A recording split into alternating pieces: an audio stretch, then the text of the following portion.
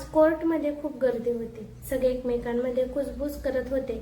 शहरातील मोठे व्यापारी मोहित यांच्यावर त्यांच्याच आई ममताताईंनी कोर्टात केस का केली हा प्रश्न सगळ्यांना पडला होता. घरात सगळ्या सुखसुविध असताना ममताताईंना नक्की कशाची कमी पडली होती?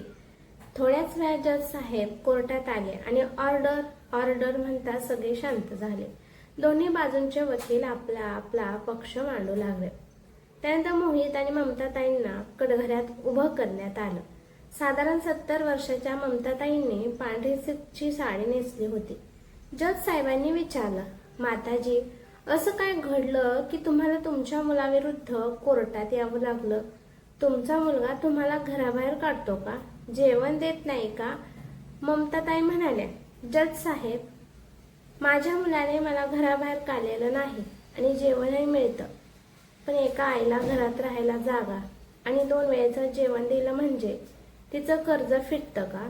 मोहित चिडून म्हणाला, आई, मी काय चुकीचं बोललो? प्रत्येक आई वडील आपल्या मुलांसाठी हेच करतात.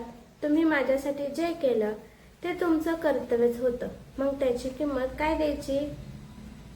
ममताताई शांतपणे म्हणाल्या, मोहित, तुला वाटतं ना की आईने केलेलं सगळं तिचं कर्तव्य होतं? मग आज मी माझ्या कर्जाची किंमत मागते. मोहितने लगेच खिशातून चेकबुक काढलं आणि म्हणाला, ठीक आहे आई, किती पैसे हवेत ते सांगा. कितीचा चेक फाडू? कोर्टमध्ये कुजबूज सुरू झाली. ममताताई म्हणाल्या, माझा मुलगा हिशोब करण्यात खूप हुशार आहे, पण आईच्या प्रेमाचा हिशोब पैशात करता येत नाही. जज साहेब, जेव्हा मी मोहितला जन्म देणार होते तेव्हा मला मोठी मेडिकल अडचण आली होती. डॉक्टरांनी गर्भपात करण्याचा सल्ला दिला होता, पण मी स्वतःचा जीव धोक्यात घालून त्याला जन्म दिला. मोहित लहानपणी खूप हट्टी आणि रागीट होता. त्याला मित्र नव्हते म्हणून मीच त्याची मैत्रीण झाले. तो अभ्यासात कमजोर होता म्हणून मी त्याला घरी शिकवलं. लहानपणी तो अंथरूण ओलं करायचा तेव्हा त्याचे वडील रागवायचे म्हणून मी त्याला घेऊन वेगळ्या खोलीत झोपायचे. आम्ही दुसरं मुलंही केलं नाही कारण मोहितला कशाचीही कमतरता पडू नये असंच आम्हाला वाटत होतं. त्याच्या वडिलांचं निधन झालं तेव्हा आमचा मोठा कपड्यांचा व्यवसाय डगमगायला आला. मी माझे दागिने विकून तो व्यवसाय पुन्हा उभा केला आणि मुलाला वाढवलं. लोकांनी मला दुसरं लग्न करण्याचा सल्ला दिला. अनेक स्थळे आली, पण मोहितला सोडून मी दुसऱ्या माणसाचा विचारही करू शकले नाही. त्याच्या भविष्यासाठी मी माझं संपूर्ण आयुष्य दिलं. रात्री तो झोपल्यानंतर मी अनेकदा रडायचे. कधी कधी इतके निराश व्हायचे की मुलासोबत आयुष्य संपवावं असंही मनात यायचं. पण आई आपल्या मुलाला घेऊन कशी मरू शकते? मी एकच आशा ठेवून जगत राहिले की एक दिवस माझा मुलगा मोठा होईल आणि सगळं ठीक होईल. ममताताई काही क्षण शांत राहिल्या, नंतर म्हणाल्या, मोहित मोठा झाला, त्याने आपल्या पसंतीच्या मुलीशी लग्न केलं. हळूहळू मी माझा सगळा व्यवसाय त्याच्या हातात दिला. मला वाटलं आता माझं म्हातारपण नातवंडासोबत आनंदात जाईल, पण माझ्या सुनेला मी तिच्यासोबत राहणं आवडत नव्हतं. मला नातवंडांना जवळ घेणं, त्यांना जेवण भरवणं आणि त्यांच्यासोबत खेळणंही तिला आवडत नव्हतं. शेवटी तिने मला घरातील अडगळीच्या खोलीत राहायला सांगितलं. त्या खोलीच्या बाहेर येऊ नका अशी ताकीद दिली. माझं जेवणही मोलकरीण आणून देत होती. मी मुलाला हात जोडून एवढंच म्हणाले, बाळा, मला तुझ्यासोबत राहू दे, निदान थोडा वेळ माझ्याशी गप्पा मारायला. पण माझा मुलगा म्हणाला, आई, मला दुसरं काम नाही का? तुला सांभाळू का तुझ्याजवळ येऊन बसू? जज साहेब, ज्या मुलासाठी मी दिवस रात्र जगले त्याच मुलाला आता माझ्याजवळ 5 मिनिट बसायलाही वेळ नव्हता. त्या एका वाक्याने माझं काळीज तुटलं. ममताताईंच्या डोळ्यातून अश्रू वाहू लागले. जज साहेब म्हणाले, माताजी, तुमच्या मुलाने तुमच्याशी चुकीचं वागलं आहे, पण कोर्ट त्याला यासाठी कोणती शिक्षा देणार?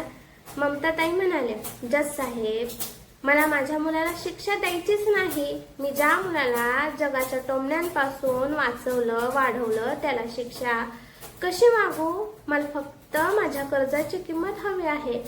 जज साहेबांनी विचारलं, मग सांगा तुमच्या कर्जाची किंमत काय आहे? ममताताई म्हणाल्या, फक्त 1 कप चहा. हे ऐकून मोहितसह कोर्टमधील प्रत्येक जण आश्चर्यचकित झाला. ममताताई पुढे म्हणाल्या, माझी एवढीच इच्छा आहे की रोज सकाळी माझ्या मुलाने स्वतःच्या हाताने मला 1 कप चहा आणून द्यावा. मोलकरीने नाही, कारण त्या एका कप चहाच्या बहाण्याने मला रोज माझ्या मुलाचा चेहरा पाहता येईल. चहा देताना मी त्याच्या डोक्यावर हात ठेवून त्याला आशीर्वाद देऊ शकेल, त्याला स्पर्श करू शकेल आणि कमीत कमी एवढं तरी कळेल की माझा मुलगा मला जिवंत पाहतोय. तो मला महिना भेटत नाही. मला पैशाची गरज नाही, मला माझ्या मुलाचा वेळ हवा आहे. हे ऐकून कोर्टमधील अनेकांच्या डोळ्यात पाणी आलं. ममताताईच्या शब्दांनी मोहितचं काळजही हललं. अचानक तो कटघऱ्यातून खाली बसून मोठमोठ्याने रडू लागला. ममताताई लगेच त्याच्याजवळ गेल्या आणि त्याच्या डोक्यावरून हात फिरवत म्हणाल्या, बाळा, मला वाटतं मी तुझ्याकडे माझ्या कर्जाची खूप मोठी किंमत मागितली. मोहित रडत म्हणाला, नाही आई, मला माफ कर. तुझं कर्ज फेडण्याची माझी काही लायकी नाही. आई, आता मी तुला फक्त चहा आणणार नाही तर तुझ्यासोबत बसून चहा पिणार, जेवणार, टीव्ही पाहणार आणि तुझ्याशी गप्पाही मारणार. तू त्या अडगळीच्या खोलीत नाही राहणार, तर आता तू तुझ्या बेडरूम मध्ये राहशील आणि माझ्या मुलांना तुझं प्रेमही मिळेल. जसं तू मला लहानपणी सांभाळलं तसंच तू माझ्या मुलांना सांभाळ. मोहितने आईच्या मांडीवर डोकं ठेवलं आणि रडू लागला. ममताताईंनी त्याच्या डोक्यावरून हात फिरवत फक्त एवढंच म्हटलं, मला तुझ्याकडून फक्त एक कप चहा हवा आहे बाळा, कारण वेळ आणि आयुष्याची काही शाश्वती नसते. मला मरताना एवढंच समाधान हवं की शेवटच्या दिवसात मी माझ्या मुलाचा चेहरा पाहिला होता. कोर्टमध्ये मोहितची पत्नीही उपस्थित होती. तिने सासू आणि मुलाचं प्रेम पाहिलं होतं. तिला आपल्या चुकीची जाणीव झाली आणि तिने मनाशी ठरवलं की यापुढे ती ममताताईंना नातवंडापासून दूर ठेवणार नाही आणि त्यांची मनापासून काळजी घेईल. जज साहेबांना आता कोणताही निर्णय देण्याची गरज नव्हती, कारण कोर्टात आलेलं हे प्रकरण प्रेमाने संपलं होतं. मात्र घरी जाण्यापूर्वी जज साहेबांच्या मनात एक विचार आला, माझी आई सुद्धा कित्येक दिवसांपासून माझी वाट पाहत असेल आणि ते हे आपल्या आईला भेटण्यासाठी घाईघाईने घरी निघाले. तर मित्रांनो, कशी वाटली तुम्हाला ही कथा? कमेंट करून नक्की सांगा. धन्यवाद.